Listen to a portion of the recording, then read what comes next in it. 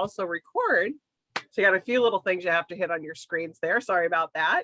But anyways, hello, Nina. Hello, Jason. How are you both? I'm good. How's it going? I'm good.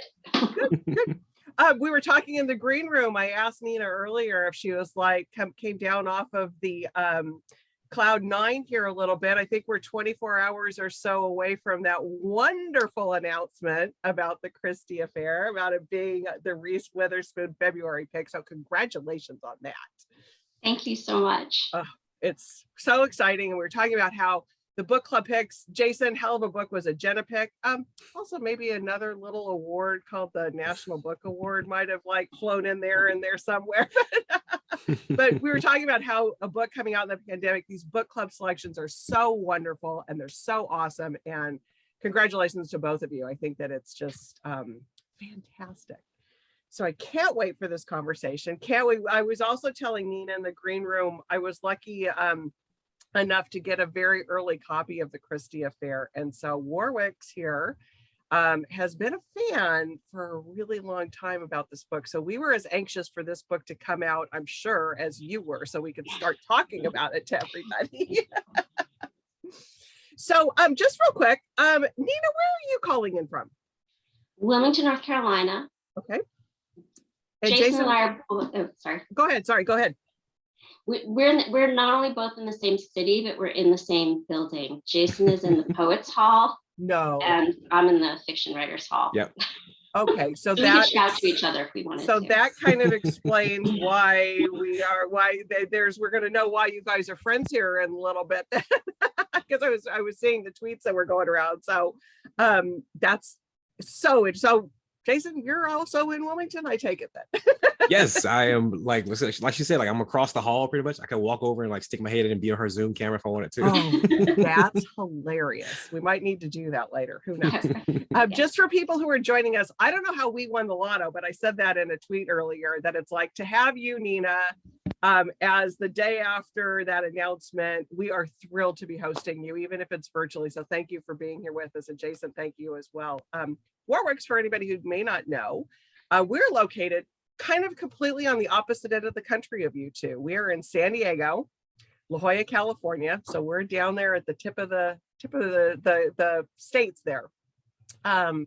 We've been in business, my little sign there says 1896, 125 years of independent book selling and bringing wonderful author events. So it's one of the things that we just love doing. So tonight, Nina and Jason are going to chat for about 35 minutes. And if you're joining us, if you're watching this on YouTube, unfortunately, we're not live, but it's going to be a great conversation. So still stay with it and watch the conversation. But for you that are joining us on Facebook, go ahead and put your comments into that section if you have some questions. They're going to talk about 35 minutes, and then I'll come back in and bring some questions in that you all have for Nina and or Jason. And also how to buy the book. I'll put the link in there for you to buy the book from Warwick's. And just simple, it's like I like to say, any way there is to buy a book, you can buy it from Warwick's or any of your independent bookstores. We actually do ship books, so it's really a cool thing to buy from independent bookstores.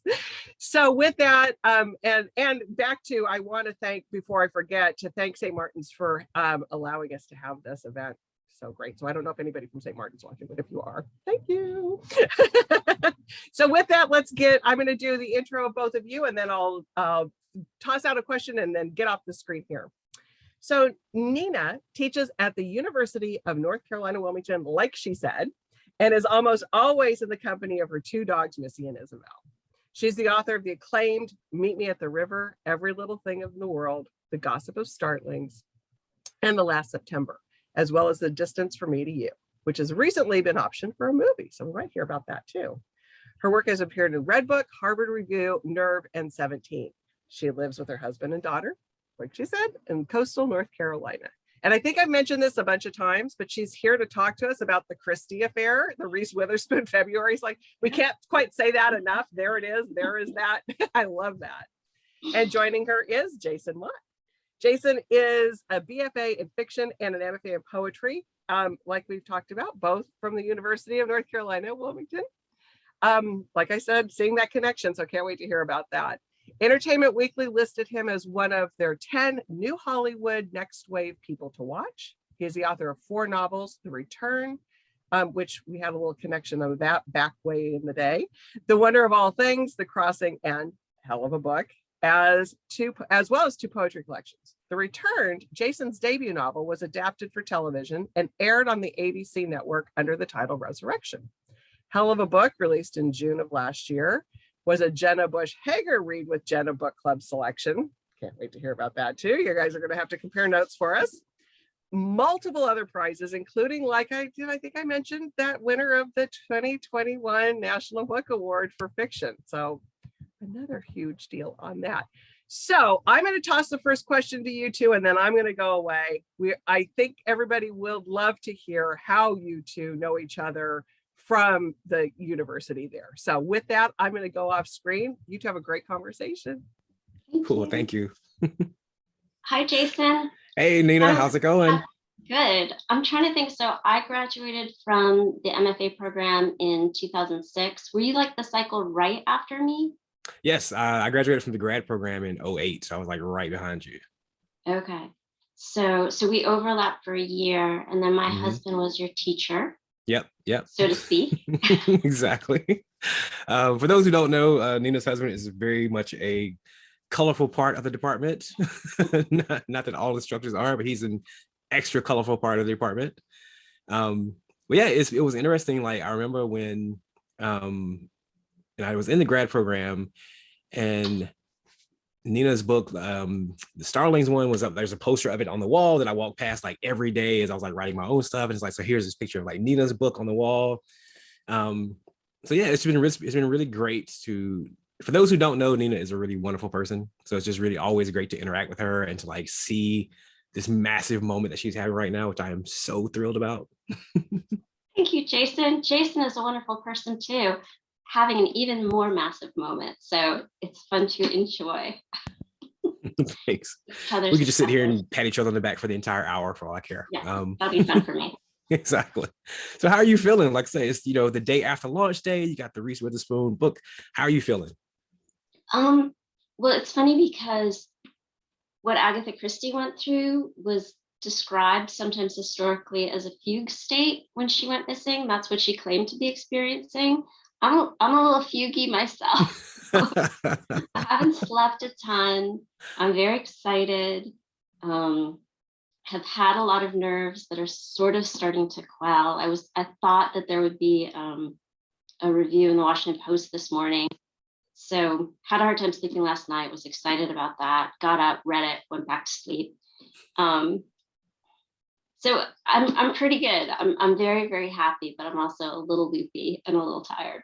Good. That sounds about right? Like book launches are always very strange, frenetic things, right? Yeah.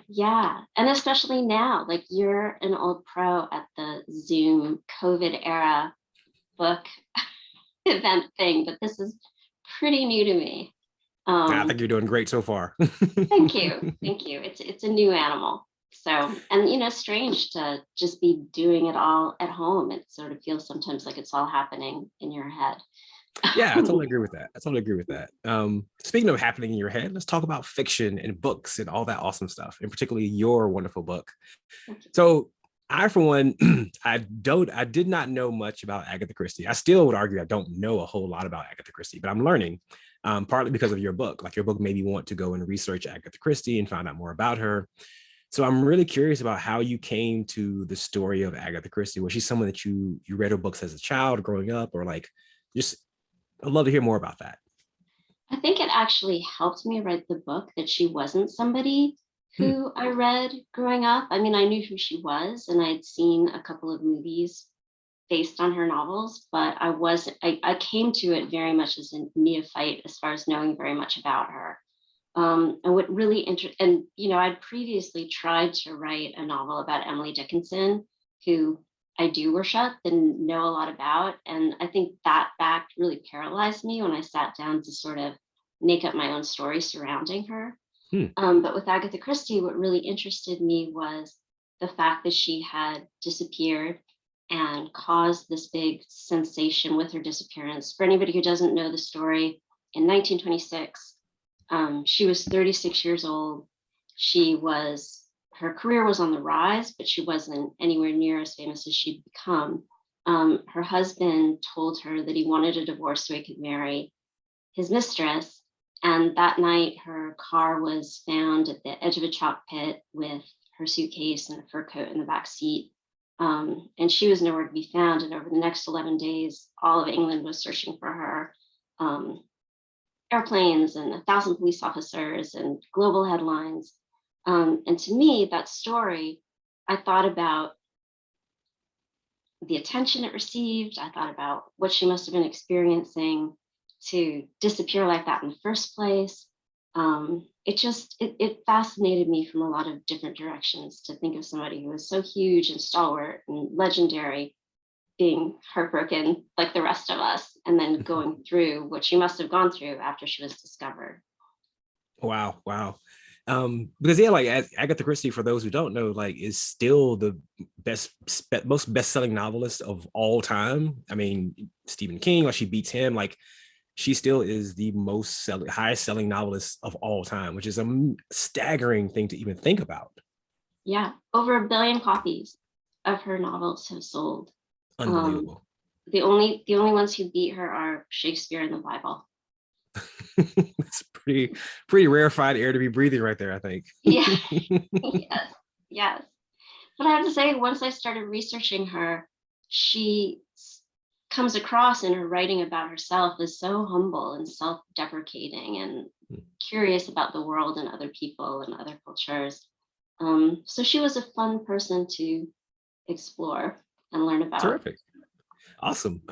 So the main characters of your novel are obviously Agatha, her husband Archie, or Archibald, Archie, however you want to say it, pronounce it, say it there. And then Nan O'Day, am I pronouncing that correctly? Mm-hmm. Terrific. Yeah. So tell us a little bit about that dynamic, which there's 3 people, which makes a triangle, so everyone knows what happens then. So I want to say that when I decided to write the book, I knew I was going to write something that was it's not a theory at all. It's an absolute fictional creation, sort of inspired by the actual events. The only people in the novel, other than a couple of famous people, who have their real names are Agatha Christie and her husband and her immediate family, and everybody else has a fictionalized name, including Archie Christie's mistress. Her real name was Nan O'Day, but I wanted to create a totally new person so I could give her the backstory and the history that I wanted to give her. And Archie Christie, as I wrote him, does share a lot of things in common, I think, with the real Archie Christie. He was very much somebody who didn't want to deal with anybody else's sadness, wanted to be sort of the primary person, I think, who got a lot of attention, and his wife was just starting to get all this attention. But I feel like I made him a little softer in the novel. Once he starts worrying about Agatha Christie and maybe falls back a little in love with her while she's gone. And then Nan O'Day is his mistress, and she's actually the narrator of the novel. Terrific. Yeah, I agree with that. Like from reading the novel, like Archie is a character that I didn't want to sympathize with at all. And then I eventually found myself starting to find some shreds of sympathy for him. And that made me kind of angry at you personally. It's like, I don't want to like this dude, or, not like him, but just, I don't want to connect with him. I don't want to empathize with him. But that's what great reading does, is it makes you empathize with people you wouldn't normally empathize with. Thank you.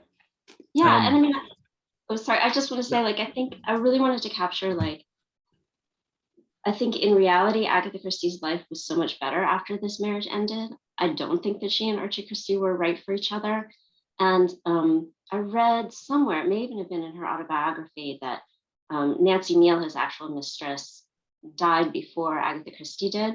And she wrote Archie a condolence letter, and he wrote back to her thanking her for, dissolving their marriage so he and Nancy Neal could have this stretch of time together. And I just thought about how, we've all sort of been in that moment where a relationship's ending and we think it's the end of the world and we're desperate and sad and want to do everything we can to make it continue.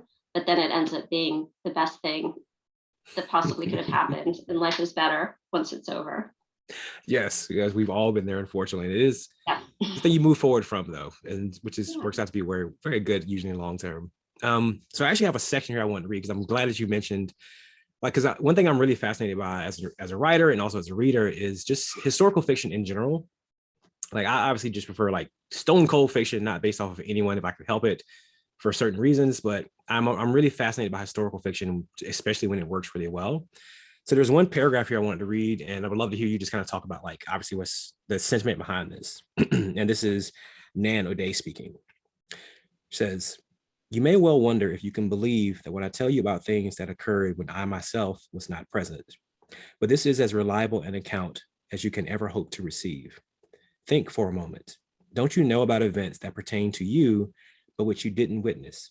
Don't you find yourself sometimes recounting them? There's plenty we remember that we never saw with our own eyes or lived with our own bodies. It's a simple matter of weaving together what we know, what we've been told, and what we imagine, not unlike the way a detective pieces together the answers to a crime." So first off, very beautiful writing. And also, I would love to hear your thoughts on how that relates to writing and historical fiction and whatever you want to do with it. Well, my heart is full of love for you for choosing that paragraph, because that's one of, I hope that if there are skimmers out there reading the book, that they don't skim over that paragraph, because in a way it's the most important paragraph to sort of understanding the way I wanted to piece it together. I really like the first person. All of my novels have been told in the first person, but we can get into that later, Jason. You've come over to the dark side, so we can have a more interesting conversation about it. But there are limitations to that choice, and I really wanted to break through those limitations. And to me, the way to break through those limitations were two things: to sort of acknowledge Nan not only as the speaker and the narrator, but as somebody who is consciously creating a story. I don't want you to think about her actually typing, but I mean, she interacts with the text enough that she's admitting she's creating this thing. And then also talk about how you really can, as a first person, as human, walking around in the world. We do that all the time. We tell other people's stories, whether it be friends or family members, and we narrate it the same way we narrate things that have happened in our own lives, talking about how the person felt and what they saw and what they heard. So for a long time, I really wanted to sort of put that sort of narrative and acknowledgement of that into a novel. And Nan was, for me, a really interesting and unlikely person to do that, because you wouldn't necessarily think of her as the person who would have the intel, the behind the scenes intel on Archie and Agatha's marriage, but then who would be more embedded in their relationship than the mistress? I mean, God only knows what he told her. Yeah, and I think that was a stroke of brilliance. Really, I would not have thought to tell the story from that perspective, but I think now reading it, it's like, well, obviously that's the best choice to do it. I want to backtrack for one quick second for those who are watching and trying to wondering what Nina and I were giggling about a moment ago. So Nina and I both teach undergrad and graduate fiction workshops and writing and whatnot. And I very gently tell my students not to write in first person. I tell them that third person narration is a place where they should try to work and grow. And they should, maybe grow up to first person later. And one of the things that I always love is as soon as I tell people this, someone will raise their hand and go, "That's not what Nina says," which is the best feeling ever. So there's these two camps. Nina and I have this very fun, just joking rivalry about first person narration versus third person narration. And that's what we were just giggling about a moment ago. Yeah. And it overjoys me that Jason has come over. He did an epistolary novel that was a little first person-y, and now he mixed it up. Of course, now you've won. You're gonna corrupt. You're gonna hold over my head for the next 2 decades. That's awesome. So my next question is kind of, now we're talking writing and writing philosophy and writing shop and all that good stuff. One thing I always kind of wonder about novels is, why does a certain novel exist? Why does a certain book, not just novel, why does a book exist? Not so much for the context of like within the writing landscape, but for the author, for the person that came to the page at some point. because we all start with that blank page, just that little flashing, cursor waiting for words to fall out. So for you, like, why did this novel have to exist? Nan, I don't think it's giving too much away because we find out pretty early in the novel that Nan spent a portion of her youth in Ireland at a home for unwed mothers. And that some years ago, I saw Stephen Humphrey's documentary, Sex in a Cold Climate, which is specifically about the Magdalen laundries in Ireland.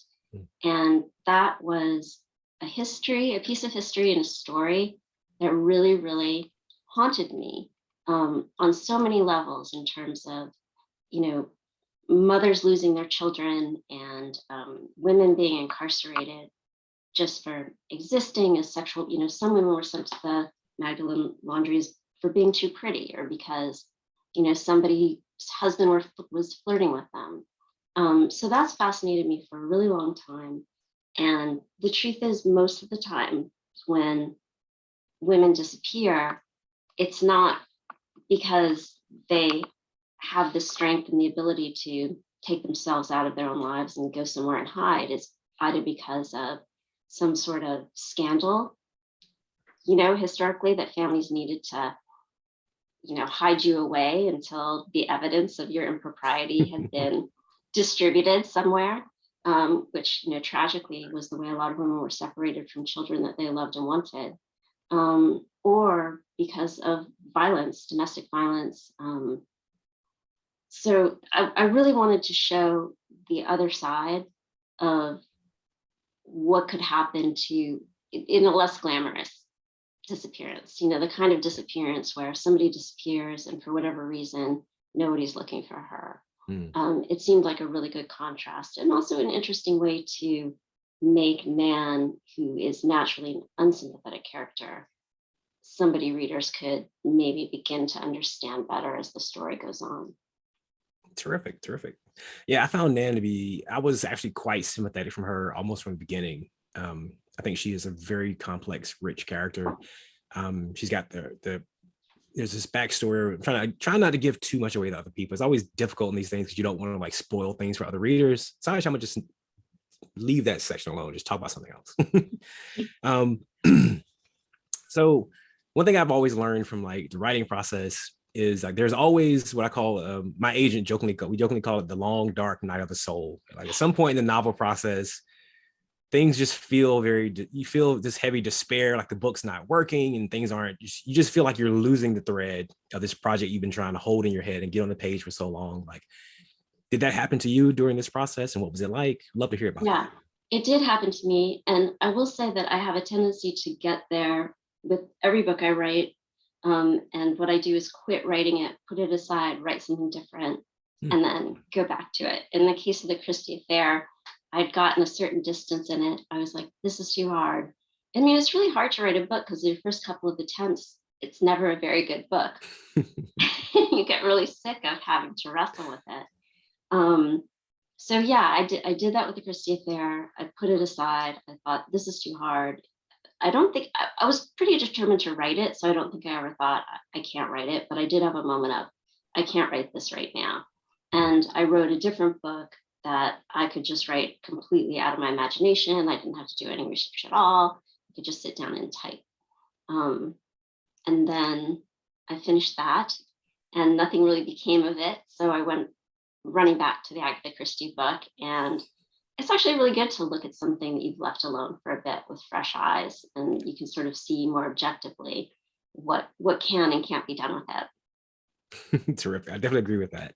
Kind of in the same vein of talk, like how this book developed and how you developed, like how did this one book help you or change you or develop you as a writer and maybe as a person? Like, you were one person when you started this book. How long did you work on this book, by the way? Just curious. I mean, I was a lot younger when I started, Jason.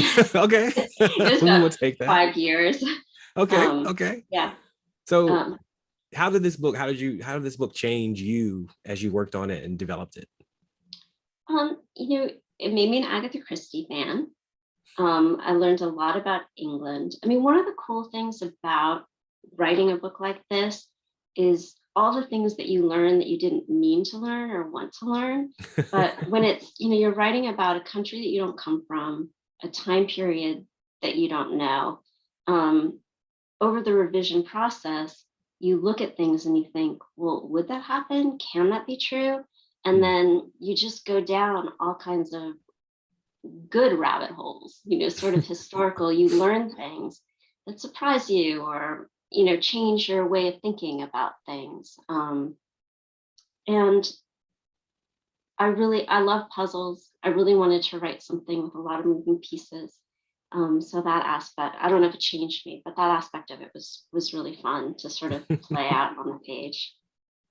Terrific. I love that. I love that. And I just want to also remind people that are watching, like, don't forget to post your questions. We have a question and answer section coming up a little bit later, so feel free to throw those questions up there. We'll get to those later.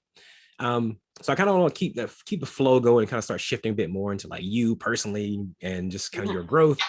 So this is your 9th novel, correct? Yes. Okay, well, awesome. Yeah, first 8th book, 9th book. Oh, cool. 8th book, 9th. Congratulations, either way. Like, that's a lot of books, and congratulations. So there is debut author Nina, and then there's like 9th book Nina. Like, how are those two different? How have those two changed? And is there anything that you would say to that younger debut author? I've had so many debuts, Jason, because my first book was a short story collection, and then so that was my debut. And then my second book was a novel, so I was like debut novelist. Then right. I had a YA novel. Like, anyway, I feel like I can debut over and over and over again. Weirdly, I would say that the thing that I learn over and over again, that I know from hearing you speak, you feel the same way, is all the things that you want to have happen and all the sort of dreams that you have for the book and the whole publishing process and book tour and book reviews. What you always come back to is the thing you originally loved to do, which is the work. I mean, yes. That's where the joy and the fun really lies. Not that a lot of the other things can't be really wonderful. They are. One of my favorite things about writing for teens is like the emails that you get from teenagers who are like, hey, Nina, I'm on page 42, and can you explain to me what so-and-so just said to this? I love that. But ultimately, it's hard. There are disappointments. And what I learn again and again is that the best part of it is always the work. No, I totally agree with that. Yeah, there is, because you and I, we just last night, you were having a little private release party and I was there, and we were talking about like, there's you and the page, and that is, there's no one else, there's nothing else. There's just you and the page, and it's a really beautiful space to be in and to live there and visit there. Yeah, the sort of relationship that you develop with your own imagination.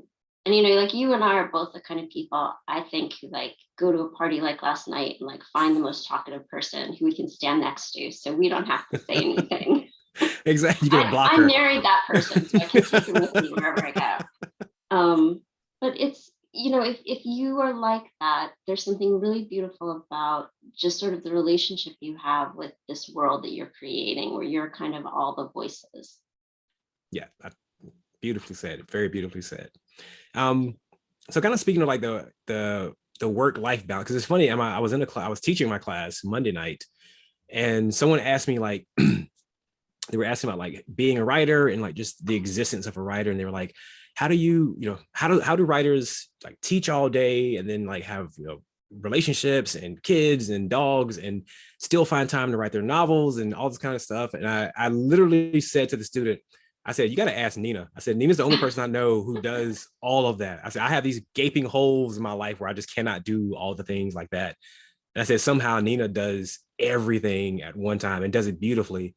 So how do you balance all that? This is for me. I don't care what anyone else watching thinks. This is for me personally. How do you balance all of that? Well, I'm glad my child isn't here to like throw out her critique, that I don't necessarily do it all so beautifully.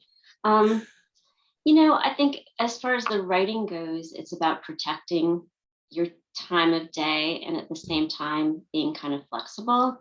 Like, I love the story of Toni Morrison, how she was really insistent on getting up and writing for a certain number of hours in the morning, but she always kept the door open in case her kids needed to come in and ask her for something.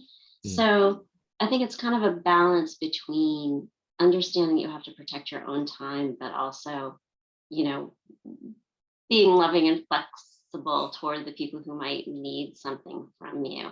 And I will say that having a little child, like I started grad school when my daughter was 3 months old. And during those years when I was like trying to write a book, trying to get my MFA, I had a TA, so I was teaching. She was little and really needed all my attention. It made me really good, at least during that time, at focusing all my energy. I remember, I think it was Jennifer Weiner who had a novel at the time about a detective who was a mom of young children. So she like only investigated the crime like Tuesday and Thursday from like 2 to 5.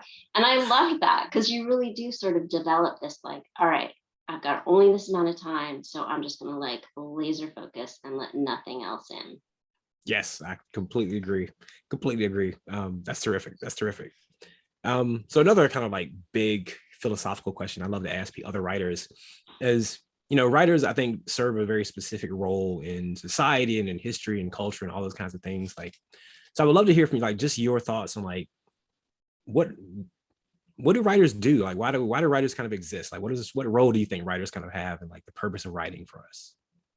I'm going to talk about other, like what writers who Sure. I love have meant to me. Sure. Because there's so many purposes. Partly, you know, there's a great James Baldwin quote, you think you're unique in all the world and your heartache, and then you read. So there's this aspect of ways that you thought you were, especially when you're a kid, alone in the world. And then you're like, oh my God, it's not just me, somebody else is going through that. But then there's, you know, the simplest route is entertainment. I just read this book I love by Jessica Anya Blau. I'm not sure that's how you pronounce her name. It's called Mary Jane. And, you know, I was reading it during the build up to this book, and I had all these things to be stressed out about. And then when I read that novel, I was just so happy. It was such a great, fun, involving other place to go. So there was that. And then I've been listening to Ann Patchett's book of essays that's largely about writing. And with her, I think she's so smart, and every sentence she writes is so original. Like there's nothing familiar in the way she phrases things. It's all fresh and new. And there are just times where she says things that just I could never have put into words, and I'm so grateful that she did. There's a line in one of her essays that I heard today that was like, nobody deserves anything. The sorrow, I'm not going to get it right, but it was like, we don't deserve the sorrows. We don't deserve the light. It just happens, or it just comes. Oh, wow. And I was like, oh, that's just exactly what I needed to hear right now at this time. That's terrific. I love that's beautiful. So what was your most fun part of writing this book? Like, you know, the thing that you just, independent of the readers and everyone else, like just you personally, what was your most fun part of this book? The most fun part of the book was all the Agatha Christie novels that I never read as a kid, that I read while I was writing it. So how many did you read? Did you just like plow through like the entire collection? She wrote 66 novels. So I did not plow through the entire collection. But I mean, I read like, I'm in there like 10 or 12, let's say. That's a lot. That's a lot. And I read her autobiography. I read her memoir about traveling in the Middle East. It was funny because I had an interview with 2 Englishmen on this podcast a week ago, and they asked me if I like Marple or Poirot better, and I said I probably shouldn't admit this, but I haven't read any of the Marple books. Like I knew I wanted Poirot to be like my main sort of structural focus, and they were like, we're editing that out for your own sake. That is terrifying and hilarious at the same time. But I loved reading her work. It was so fun, and it was so interesting, and it was really fun for me to figure out ways that I could have pieces of the book reflect these great novels that she had written. This perfect lead into my next question, almost like last question before we start asking the Q&A. So someone actually asked me this, and I thought it was a really great question to ask other people, but it was like, writers oftentimes put little Easter eggs and little hidden fun things for themselves in novels. And like, so are there any in this book that you want to like, if like you got a readers like pay attention to like this thing here, or maybe like any fun thing, Easter eggs for the readers in this one? Yeah, there are quite a few. The one that I'll give away is I have an epigraph to the first part of the novel that's a quote from Poirot. She cares too much, that little one. It is not safe. No, it is not safe. And that's from Death on the Nile, about a character named Jacqueline de Belfort. And I named the hotel, I renamed the actual hotel in Harrogate, the Belfort Hotel, after Jacqueline de Belfort. And most of the secondary characters have last names that come from Christie novels. And they're little things throughout the books, like places that I named and food that they eat and stuff like that. Terrific. That's a very nice thing for like, especially for the Agatha Christie fans who come to it, or for new readers like me who just are learning about Agatha Christie and go back and find the Easter eggs. That's terrific. Yeah, thank you. So how are you feeling about the rest of your tour schedule? Like, I'm sure you've got a crazy, insane tour schedule stacking up. Like, are you getting ready for it? How are you feeling about it? I'm feeling okay. Okay. I wish you would come along with me. I like you as much as here, Jason. We could just do this every night. Yeah, for like 2 months. yeah. It'd be fun. We owe you dinner big time. I'll say that. Nah, you owe me nothing. Well, we would love to take you to dinner anyway. But yeah, no, I feel pretty good about it. There's some virtual events. There are a couple of in-person events. I'm going to a couple of festivals, hopefully. They don't get canceled, but it doesn't look like they're going to right now. And fingers crossed it goes well. Yes, always fingers crossed. All right, terrific. So we'll ask Julie maybe to come back in and hit us with any questions that she may have gotten in the last few minutes. Loved this conversation. I think if your English department doesn't get a flood of new applicants with you two in that department, it's like, oh my God, I want to come and just like audit some of your classes.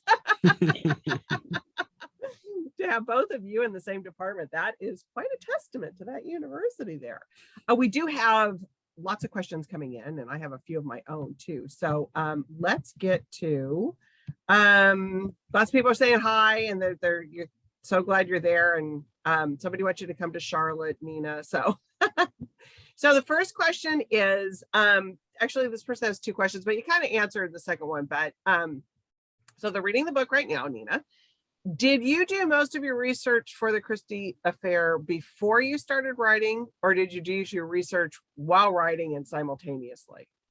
I did my research, most of my research after I had written the first draft. Because like I said, when I'd attempted to write this Emily Dickinson novel, I did so much research beforehand. I visited Amherst, I toured the houses, read all these books, and then when I sat down to write it, all I had was the reality so I really wanted to sort of make my own mistakes and get the story I wanted to tell down, and then adjust things. And it was fun. There was a lot of double checking.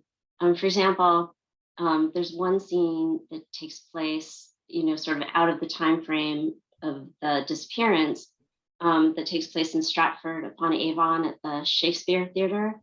And I had it and I was like, I know for a fact that it was there, but I'm just going to do a little back research and make sure. And it turned out that year there had been a horrible fire and the theater had burnt to the ground. So it was like the only time in like hundreds of years the theater like wasn't actually there. So I changed the scene from like being at the theater and watching a play to like exploring the rubble.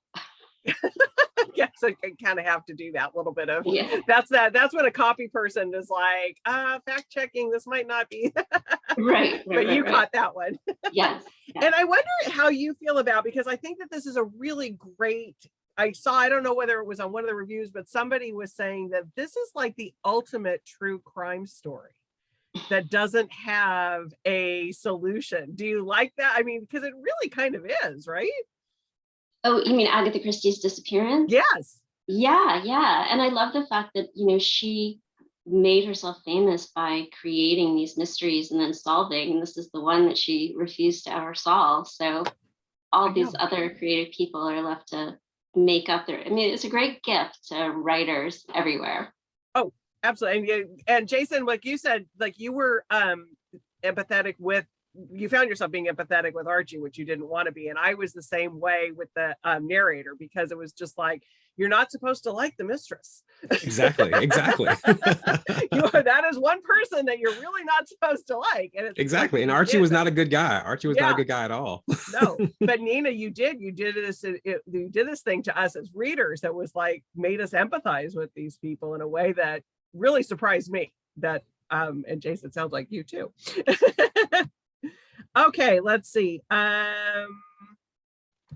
So Michelle is saying, thank you for being here tonight. I'm wondering what made you decide to have your, and you kind of answered this, but she might have missed it, why you decided to have Nan narrate the story instead of one of the other characters. And I think you touched on it, but maybe just give Michelle a little bit of a recap of that.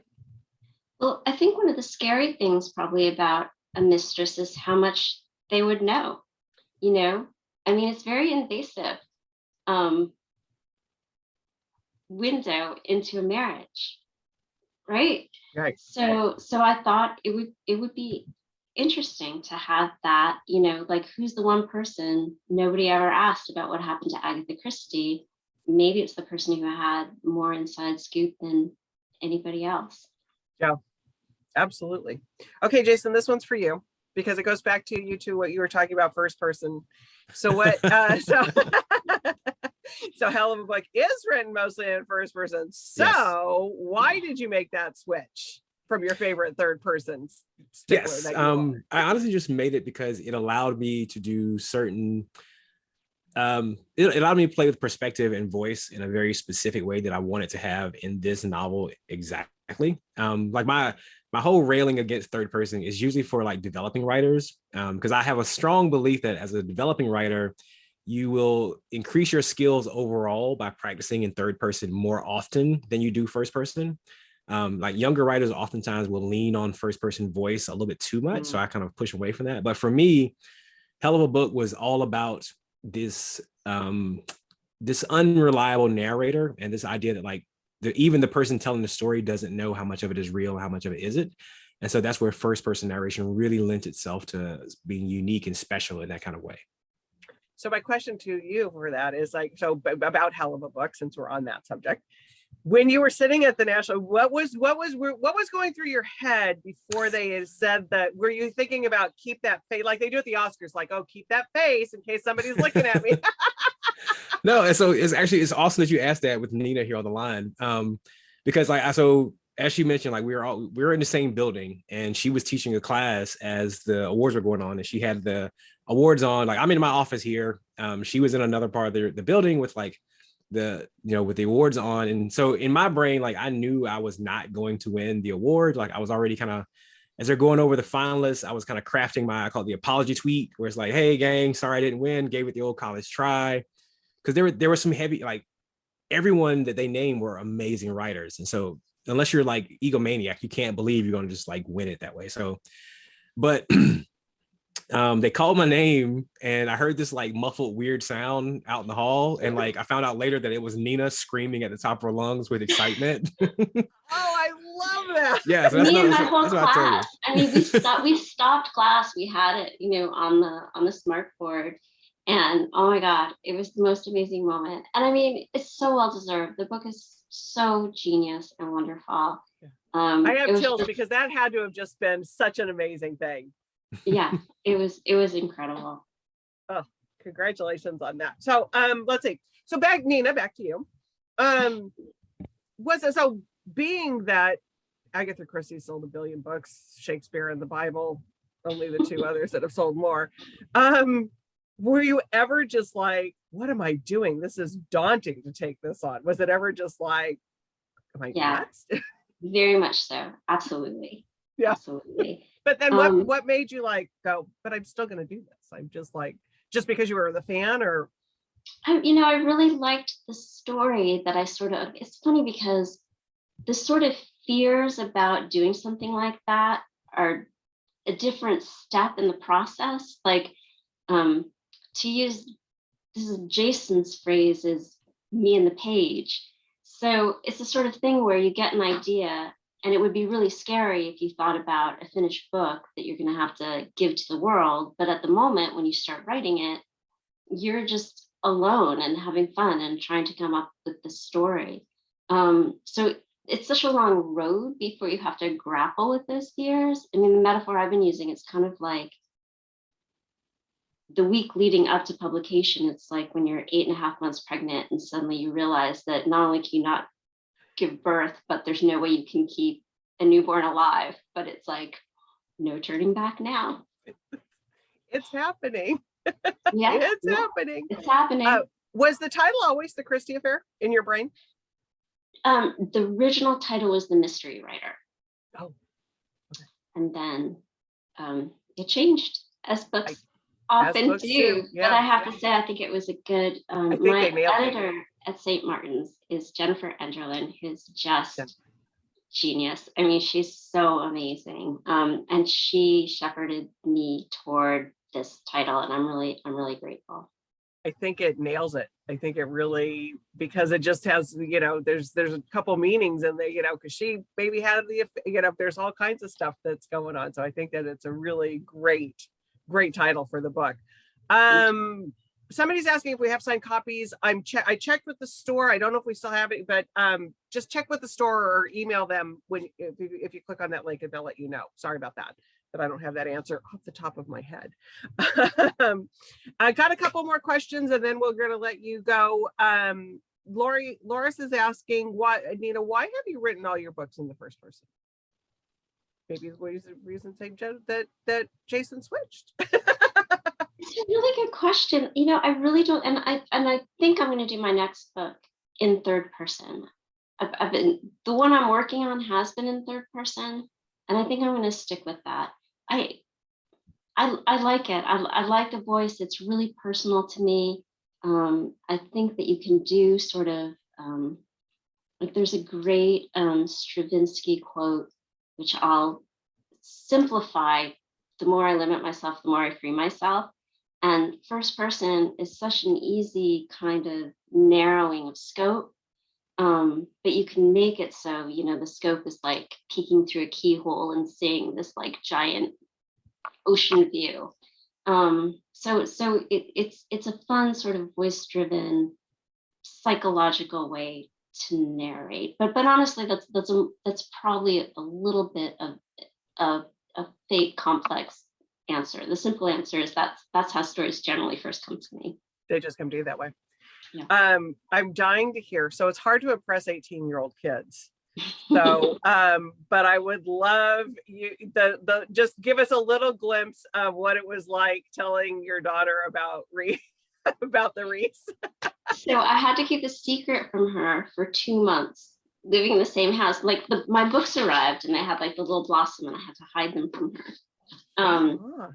And I, at one point, because I couldn't help myself, I asked her if she liked Reese Witherspoon. And I know she loves Legally Blonde. So she said, yeah, I like Reese Witherspoon. Do you like Reese Witherspoon? And I said, Hallie, I love her. I love her so much. And she was like, okay.